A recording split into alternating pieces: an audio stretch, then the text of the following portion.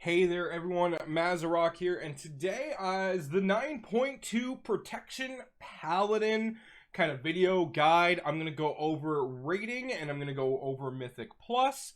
I'm going to kind of give you a general consensus on the whole class and spec, and we're going to go from there. But first, let's do a little bit of housekeeping. Like, comment, subscribe if you like this sort of content. It really does go a long way. Hit that button down below. I stream on Twitch. Link down below as well. And as well, Bloodstorm, the new guild that I formed on the Frostwolf Vosh servers. There's like 8 of them. You can click the Bloodstorm link down below to see if you are part of those servers or if you would like to transfer or anything. If you're looking for a fun environment, that Discord is down below. Anybody can join, even if you don't want to be in the guild disc. Come on by. I am going to be starting like community raid nights, guild nights, and things like that as we progress and get more people. But it has been a very fun, positive atmosphere in that Discord. If you have any questions, just hit that up. So the first portion of this is going to be double legendaries. Now, I have an extensive guide on double legendary combinations already for Paladin. I'm linking that down below. So I'm just going to go over the very basics of what you need to know for Protection Paladin for the double legendaries. For rating, you're going to want to go with the Mad Paragon legendary. It's going to be your basic go-to. Just you can wear that one with the Venthyr Unity. You wear and so you go Venthyr, you get the Unity, you get the Venthyr legendary.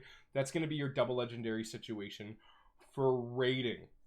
Now, for Mythic Plus, I would make Seal of Righteous Fury or just the Righteous Fury legendary in general, wherever you want to make it. There's still a lot of people that are doing a lot of... I just see my name on the guild chat there. Freaking Maz is already exalted. No, I'm not. This would be the main one that you're going to want for Mythic Plus, along with being Kyrian for the Divine Resonance. This is going to be a very, very powerful combination, which is going to be a lot of fun for Protection Paladin. Now, let's talk stats. There is a creeper stat that has kind of emerged. A lot of the guides say build around haste verse. I do suggest dumping a lot of stats into mastery. I personally keep my haste around 20%, between 20 and 25. That's personally what I like keeping my haste around. That's where I feel comfortable, and then trying to put as much as I can into mastery and versatility. I try to be above 30% on my mastery, and I was at like 8 or 9% crit, but some of the new upgrades that I've been getting that are better item level, I'll have crit on them. So I'm back into the stat juggling until I can get my best pieces that don't have crit on them or very little crit. And then that way I can stack these 3 stats. Crit means very, very little for Protection Paladin. Increases your parry chance. You don't care. But Mastery is a triple bonus stat for you. So it increases your chance to block melee attacks by 30%. Well, that's what it's at now with my Mastery. Reduces all damage taken while you're inside your Consecration. And it also increases your attack power. This is a very good stat, especially that block chance. Because what happens with block, especially with the tier piece, is the 2-piece. Every Shield of the Righteous, you gain 4% increased block chance, stacking up to 3 times, so that is 12%. Your 4-piece, every 3 seconds, it's on an internal cooldown. Whenever you block an attack, you are going to throw out a free judgment, and it is as if you hit the button. Holy Power Generation, dealing extra holy damage for the 25% increased damage from your next Holy Power. You get all of that from that. So that is why Mastery is very important. You want to crank that stat as much as you can to increase that block value as high as you can. So that's what's been going on with stats. I know a lot of people say just stack haste versed. Not as easy with Protection Paladin. If you look at some of the higher Protection Paladins, they actually sack a little bit of haste to gain a lot more mastery. Haste is really good, and it's really, really fun. I'm not going to lie. And if I could have 30-40% haste and still maintain my mastery, I would absolutely love to do that. But unfortunately, we live in a world filled with math, and you have to work with the gear that's given to you. As for best trinkets, blood spattered scale is still going to be your Abyss for tanking trinkets. I know, get in DOS, farm it out. Pick it in your vault if you have to. If you can, really. If it drops for you. Although, you might want to prioritize tier gear there, so that all kind of depends on what your 2 and 4 piece situation is like. But if a 278 scale drops in that vault, I don't know. I might pick it over tier. Don't kill me. I am still running a Shard of Enhilde's Aegis. It is still a very powerful trinket if you can get it at Mythic difficulty. If you can go back and kill the 9. It is still doing a lot of work in the 15s that I've been running, and is still an all-around fantastic trinket, and I think it's going to take a lot for me to kind of not use it. Very difficult to tell. Right now, there's not a lot of great tanking trinkets that have kind of emerged from raiding or anything like that, so if you want to run double defensive, I'd probably run BSS and Shard of Enhilde's for now. But you also have Solia's Secret Technique, which is very strong. The first technique as well in Tazavesh is another very, very strong trinket. Those are 2 that I would definitely be looking at. The first technique as well is also a fairly good heal trinket to keep yourself alive. So that's something that you might want to look into if you're willing to farm that out. As for important pieces of gear you want to prioritize, your shield is very important, and that's because it is the only piece of gear you are going to get that is going to increase your block stat aside from mastery. So if you're looking for just a piece of gear that is going to help keep you alive, prioritize trying to get a shield. You're going to want to find yourself in Mist, in Theater of Pain, and in Necrotic Wake, as well as one of the Tazaveshes has a shield. I can't remember if Streets or Gambit. I think it's Streets. Let's take a look real quick here. But I do think it is. I think it's Streets. Yeah, it is Streets because it drops off Mailroom. It does have crit on it, but it does have nice high mastery versus mine has high crit and low versatility. So I'd actually prefer this one because I'd want the higher mastery. Less crit, the better. I had my crit down to about 8% by the end of 9.5, and it was just very, very nice, I have to admit. So if I could drop my crit currently by 5%, I'd be very, very happy to do so. So now for rating, you're gonna want to be Venthyr because the power of Ashen Hallow is the power of Ashen Hallow. It is a 4-minute cooldown, but we just did normal Anduin last night, and like when you drop Ashen Hallow during Lust with wings and all of that fun stuff, and you pop your IQD, you just see yourself go from, below the DPS, as you should be, to just rising steadily among the DPS. I ended up 4th by the end of the Lust phase in Ashen. So it is a very, very strong cooldown that also does an absurd amount of healing for a tank ability. So it really is a good rating ability all around. So if your Ashen as a tank is not put into the healer rotation, find the best places for you to do it where it's as much damage and you can alleviate some stress off of the healers. But do ask because some raids will prioritize your Ashen for certain healer cooldowns, so do watch out there. The Theatar tree is the tree that I found was my favorite for raiding. The mastery that you get off Soothing Shade is huge. 550 mastery will really increase your block chance, but it is random. So you're going to have these random spurts where you're just generally more tanky, which is really, really nice. Then I kind of go right down the middle here because Protection Paladin has very good endurance conduits. My personal choice is Resolute Defender. Shield of the Righteous extends your Ardent Defender by 20% and reduces its cooldown by 2 seconds. This is at 252 because that 2 seconds is going to go up a little bit as it increases in the item level for the conduit. I choose Royal Decree, but one of your staples is going to be Shielding Words. If you're only going to choose 2 endurance conduits, Shielding Words and Righteous Defender should be your 2 to go. Your third, you do have 2 real options that you can work with. Royal Decree, Guardian of Ancient Kings cooldown is reduced by X amount of seconds depending on the item level of conduit, and casting it causes your next Word of Glory to cost no holy power. This is 2 defensives with 1 conduit because you can really set it up so if you know multiple hits are coming, you can hit Guardian of Ancient Kings, you take 50% less damage, things are going smoothly, and then when you take another big tank hit, you can save that Word of Glory and just immediately drop to 30, go right back up to 100, and really work itself out very nicely. But this requires you to actively use that Word of Glory properly to get the full benefit of this. Golden Path Consecration heals you for X amount every 0.8 seconds while you're standing in it. You should always be standing in consecration.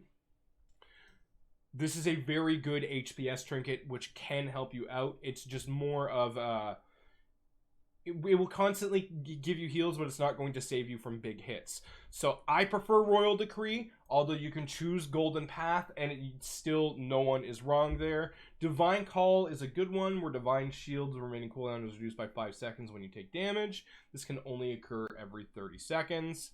This is an alright one, but mathematically, you're only going to drop it down to 3 minutes from the 3.5 that you have with your talents. So let's get in with the talents. So when I am raiding, I have this setup here. Sorry, I was questing, so it was changed. This is my setup here for raiding. Holy Shield, your block chances increased by 15%. We talked about the importance of block. And you're able to block spells. That is huge. That is the big portion of this that is very important, is you are able to block incoming spells. So you will reduce the damage of magic damage incoming to you, which is absolutely huge. And you can proc that Judgment off magical attacks and not just physical as well.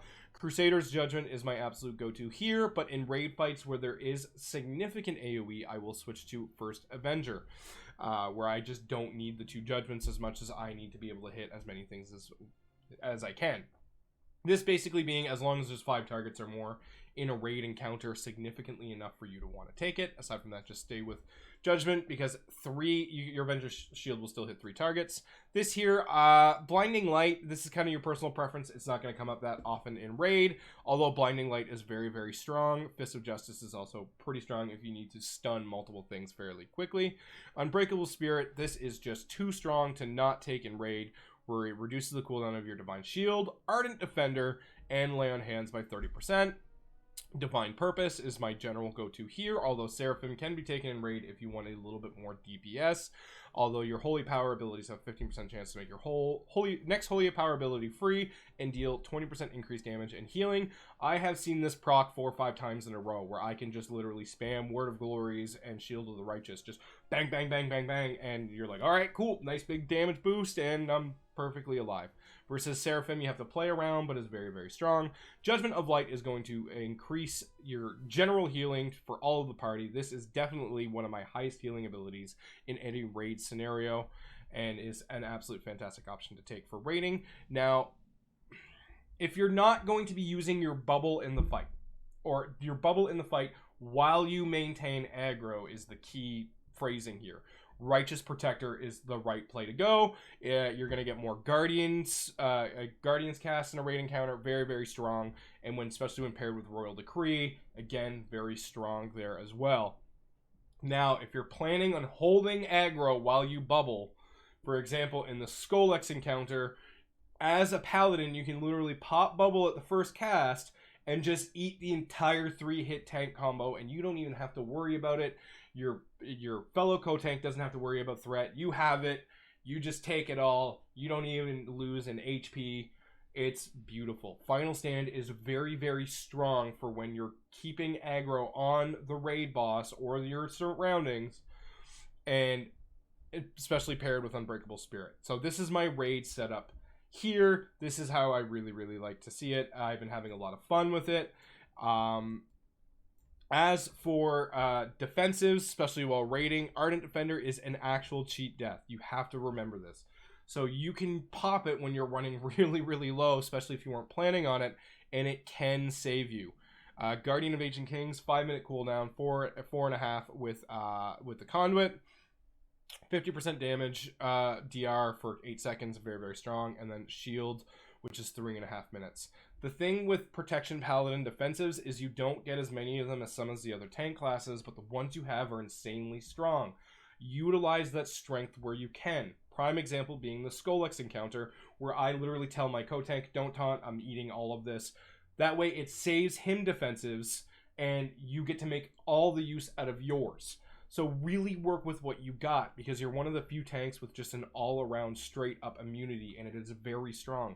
And having this immunity on every 3.5 minutes is very, very strong as well. During the Anduin fight, you can pretty easily get this 2 to 3 times, because that's a long fight. So utilizing this correctly and utilizing your defensive correctly is going to be the key to success for your protection paladin rating. So now let's go over to Kyrian Land, where we talk about Mythic Plus rating, soulbinds, and all that fun stuff there. And now in Kyrian Land we are, after a quick mog change. Got my wings on, had to be my angelic self for being Kyrian. So let's go over talents really quickly. So for Mythic Plus, now there's two ways that you can go about it. In higher key levels where I feel my HP is a little bit more bouncy, I opt for Holy Shield. This makes threat a little bit more difficult than with Blessed Hammer.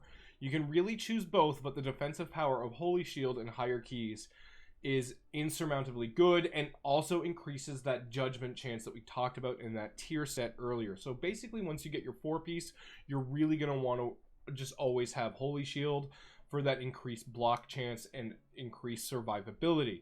First Avenger is the absolute play here with with Divine Toll. Your Divine Toll hits up to your Avenger Shield hits up to 5 targets, and synergizes very well with the Righteous Fury legendary. So all you need is a 1 Avenger Shield, and then you have a full 5 stacks of your Righteous Fury for your Shield of the Righteous dealing increased damage, and then you hit Divine Toll, and that just murders everything, and you can really start to pull off. I have hit upwards to 60, 70k on a pull. You pop wings, Avenger Shield, you hit Righteous Fury, you get set up, and then Divine Toll, and you just spam Righteous Fury, and you just blast up there, and you don't have to worry about threat. Blinding Light is my absolute play in Mythic Plus. The stun of Hammer of Justice with the Fist of Justice talent is very strong, but being able to kick more things, especially in today's Mythic Plus meta, is absolutely phenomenal. So you have Divine Toll, you have Avenger Shield, you have Divine Resonance, which is shooting out more Divine Tolls, Avenger Shields as you go along, and you have Blinding Light for a group kick. This is very, very strong, and this has absolutely saved my bacon more times than I can count. Unbreakable Spirit, again, we went over that in rating, still just as strong in Mythic Plus, especially because you get that Ardent Defender led down to about a minute cooldown with the Conduit that we're going to talk about in a second again, and things like that. So very, very strong. Divine Purpose is my go-to in Mythic Plus. You can play Seraphim if you'd like, but I would just stick with Divine Purpose. Very strong. Here we're going to go to Consecrated Ground. Consecration is 50% larger, and enemies within it have 50% reduced movement speed. Very, very strong all around. Good for kiting, good for you being able to be more mobile, because your Consecration being larger means you have more room to maneuver while not losing the damage reduction from being within your Consecration. And then Final Stand.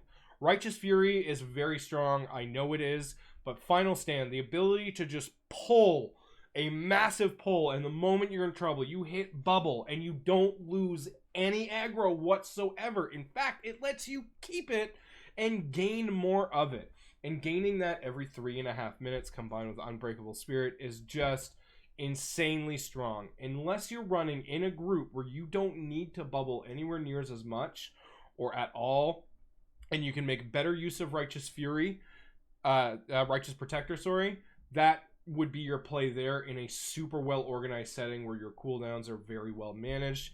In pug groups, in any situation where things might go wrong, Final Stand is my personal pick, and I have been touting it for a very, very long time. I started with Righteous Protector, but then when you see the power of Final Stand, it's really, really strong in high keys. It's just unbelievably great.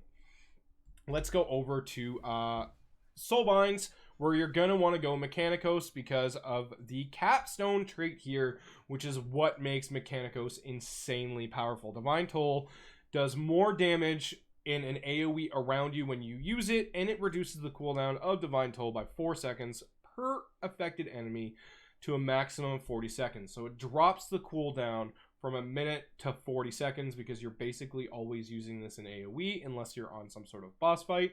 But even now with the current encrypted affix, you still gain the benefit because it's up to a total of 5 enemies, so it will drop to a 44-second cooldown on a boss pull because it does get affected by the encrypted motes that are around, so you can quite literally gain threat on everything very, very quickly. As well is my preferred and has quickly becoming the pug preferred encrypted affix to work with, and this reduces your divine toll significantly. I've used it twice in a pull and just you slap damage. It is absolutely unreal. As for conduits, you're gonna want to go with Ringing Clarity. Divine Toll has an 84% chance, X amount of chance to cast up to 3 extra times on the main target. This is huge and gives you way more Avenger Shield, way more Righteous Fury, Shield of the Righteous damage. Huge. I go with, for the Finesse Conduit, I go with the extra pony duration because being more mobile to kite when you need to is absolutely great. You're a little bit of a wheelchair as a paladin. This is fantastic. Although, if I go into Plaguefall, I will run Wrench Evil. Turn Evil's cast time is reduced significantly and increases its range. This allows you to save the play on like Globtrob, where you need to CC the big slime. This also lets you fear the purple slime on the second boss in Plaguefall. This is basically the only place where it is insanely strong. And if you're not running any sort of shaman or anything in your comp in Mist of Tierna Scythe, Concentration Aura can reduce the duration of incoming fear effects on your allies. This is actually fairly strong on the first boss alone if you have the presence of mind to swap from Devo Aura to Concentration Aura before the fear occurs. So when you see the Repulsive Visage being cast, that's when you swap to Concentration. The fear is going to last significantly less. Let's pop that in here right now. Apply Conduits. That is a 42% less fear, which I think it's only 4 seconds, so it'll only be 2 seconds. It'll be a lot less detrimental for you and your party, and then you can swap back to Devo Aura to do that.